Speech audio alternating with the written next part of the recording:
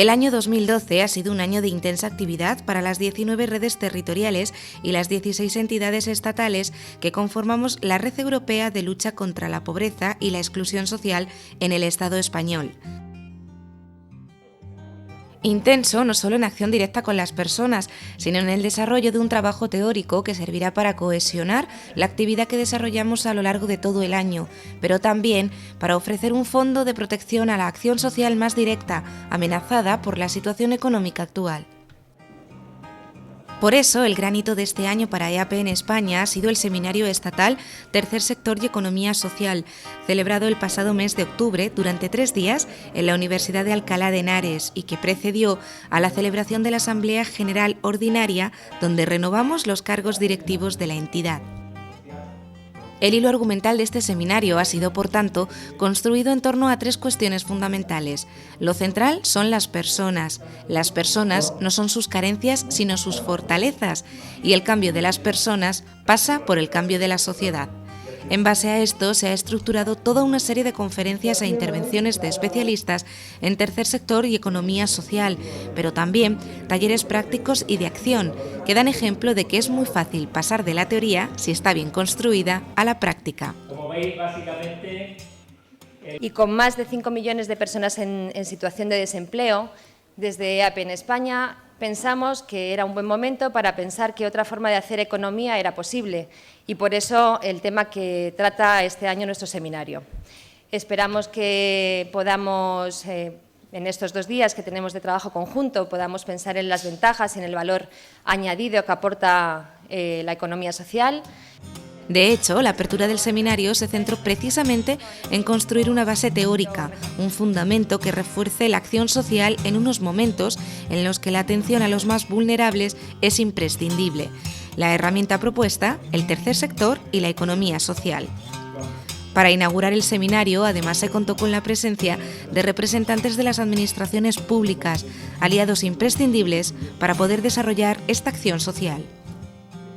La Administración por sí sola no es capaz de solucionar los problemas. La Administración necesita forzosamente y necesariamente a la sociedad civil. Qué importante es que se esté organizando toda la economía social alrededor de la plataforma del tercer sector y que estemos avanzando, y estoy seguro que vamos a avanzar mucho, porque son los que nos van a abrir realmente, Carlos, a la Administración los ojos y los que van a guiar y marcar esa estrategia que decía Sergio de lucha contra la pobreza en Europa, por lo menos a tenerla bien clara en el día a día y en lo que está más cercano, que son nuestras personas y nuestros ciudadanos que están viviendo y sufriendo con una cruda situación la realidad de hoy en día.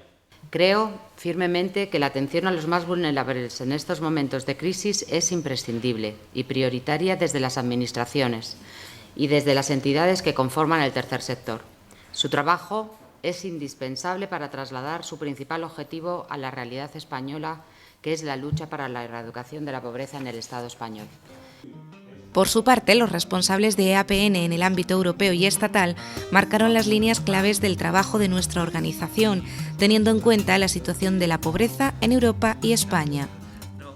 Tenemos una estrategia europea que se llama Europa 2020, donde el único marco importante era reducir 20 millones de personas en situación de pobreza hasta 2020. Pero este objetivo, que era un objetivo importante porque por primera vez teníamos un objetivo marcado con un número, todavía no es real, porque hasta ahora solo tenemos como compromiso de algunos Estados miembros llegar a 12 millones. Y esto es también muy simbólico y muy importante de esta falta de ambición que tenemos en este momento. Al mismo tiempo tenemos un recuo de lo que es la capacidad que teníamos de concertación, de crear consensos e incluso de diálogo. La EAPN ha nacido justamente para ser una entidad de diálogo con las instancias europeas para una estrategia también europea de lucha contra la pobreza. Las entidades sociales, con carácter general, queremos colaborar, queremos, por supuesto, ayudar de varias maneras, proponiendo, haciendo ¿no? E implicando también a la ciudadanía y, por supuesto, implicando a las propias personas que están en situación de vulnerabilidad y que tienen mucho que aportar para que las cosas puedan ir mejor. Las propias personas que están en situación de vulnerabilidad son capaces de autoorganizarse, son capaces de hacer cosas que les permita el tener una nueva vida. Todos sabemos que el empleo es el elemento más inclusivo que existe, cuando el empleo tiene algunas condiciones, por supuesto no cualquier cosa, pero con carácter general es el elemento más inclusivo que existe, y queríamos afrontarlo desde lo que es la economía social, que es la economía que nos resulta más cercana. También queremos afrontar los temas que tienen que ver con el tercer sector. A continuación, la conferencia inaugural corrió a cargo de Juan Ibarretxe, presidente de EAPN Euskadi, quien centró su discurso en la situación actual de EAPN y la economía social, marcando 3 claves fundamentales: la necesidad de innovar ante un nuevo orden, en el que las personas son la clave, la necesidad de cambiar esa estructura y, por último, ubicar a EAPN dentro de la economía social. Tenemos que trabajar conjuntamente desde el ámbito de la economía social para crear un modelo diferente, alternativo, que sobre todo ponga a las personas en el centro del proyecto, que sobre todo genere rentabilidad económica para el fin social, para el proyecto que tengamos con las personas, para hacer una sociedad, un desarrollo local, un proyecto cada vez más sostenible, un entorno cada vez más acogedor, para en definitiva hacer que la convivencia entre las personas sea cada vez más óptima y cada vez más integradora y más desarrolladora. Y la tercera clave es un reto para EAPN. Como EAPN nos encontramos dentro de la economía social. En este sentido, para Lola García, directora de EAPN Andalucía, en referencia a la economía social, hay que definir algunas cuestiones de fondo. Estoy esperando el poder no solo hablar de la economía social, sino de lo social de la economía, que es donde yo quiero que me aclaren esa diferencia. ¿Dónde está lo social de la economía? Para Graciela Malgesini, responsable de Incidencia Política y Asuntos Europeos de EAPN España, todavía hay mucho que aprender en referencia al tercer sector y a la economía social. Pues la economía social está implantada ya en España. El tercer sector es economía social, pero si estamos hablando de economía social en el sentido productivo, todavía hay un largo camino. Bajo la premisa de intentar consolidar y defender una economía por y para las personas, durante este seminario se trataron cuestiones como la banca o finanza ética, que analizó durante el primer panel Tercer Sector y Economía Social, experiencias, propuestas y debate, el presidente de FIARE Madrid, Marcos de Castro. La finanza ética surge porque en la banca o en el sistema financiero no hay ética. Yo creo que cuando surgen valores sociales es por la ausencia de ellos. Si la banca o el sistema financiero tradicional hubiera tratado con respeto, con transparencia, los ahorros a todos sus clientes, posiblemente no se estaría planteando esta banca distinta. Y después, la banca tradicional nunca ha tenido especial preferencia con el tercer sector y con la economía social. Para el segundo panel, entre otros, se contó con la participación de la directora de ACEM, Julia Fernández, quien habló de la situación actual del tercer sector y cuáles son sus retos. En un momento como el actual y con la trayectoria que las organizaciones y el tercer sector han tenido y tienen en España, hay diferentes elementos que van a favorecer y posibilitar la sostenibilidad del tercer sector. Uno, fundamental, va a ser su capacidad de aliarse entre las diferentes organizaciones, pero también de aliarse con otros actores, con empresarios, con sindicatos, con la opinión pública, con su base social. Una de las piezas claves de este seminario fue la intervención en el tercer panel de Víctor Renes, sociólogo y exvicepresidente de EAPN España, que desde el profundo conocimiento de la organización relató cuáles deben ser los objetivos que marquen el trabajo de EAPN en el presente año 2013, pero también de cara al futuro. La posición de EAPN es que hay que reinvertir, no invertir en el sentido de invertir en bolsa, sino de cambiar de dirección. Y por lo tanto estamos en una posición contracorriente, La estructura de las relaciones se deben articular en torno a las garantías de las personas. La posición de APN deriva en hacer frente a la pobreza como argumento del bien común, que reclama la acción de los recursos públicos, por descontado, por supuesto, pero sobre todo afirma la distribución como base de la ciudadanía, que se concreta en la incondicionalidad de proteger las condiciones básicas de la vida.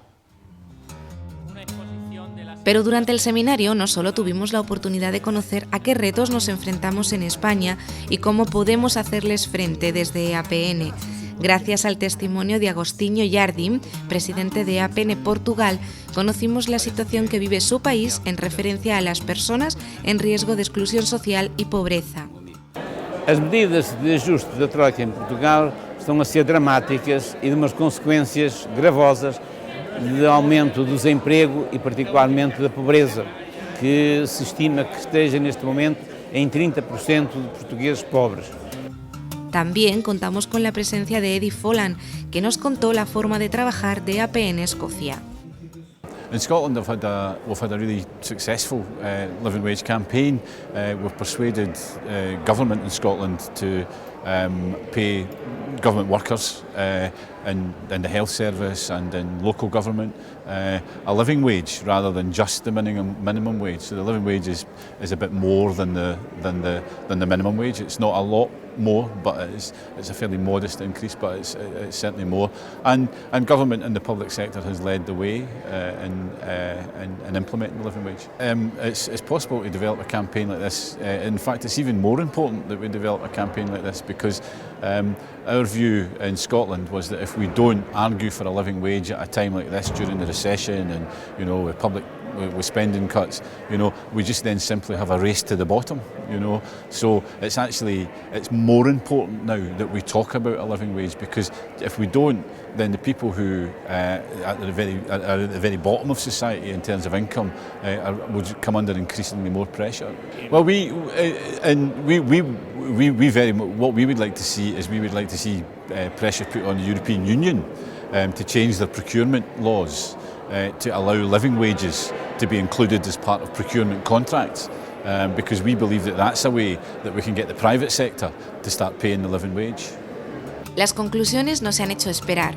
José Manuel Fresno, consultor social, marcó las claves que deben servir de horizonte para el futuro, para mirar desde dentro y poder hacer frente a los retos que vienen del exterior. No nos podemos seguir definiendo por lo que somos y por lo que hacemos, sino por la manera en que hacemos las cosas.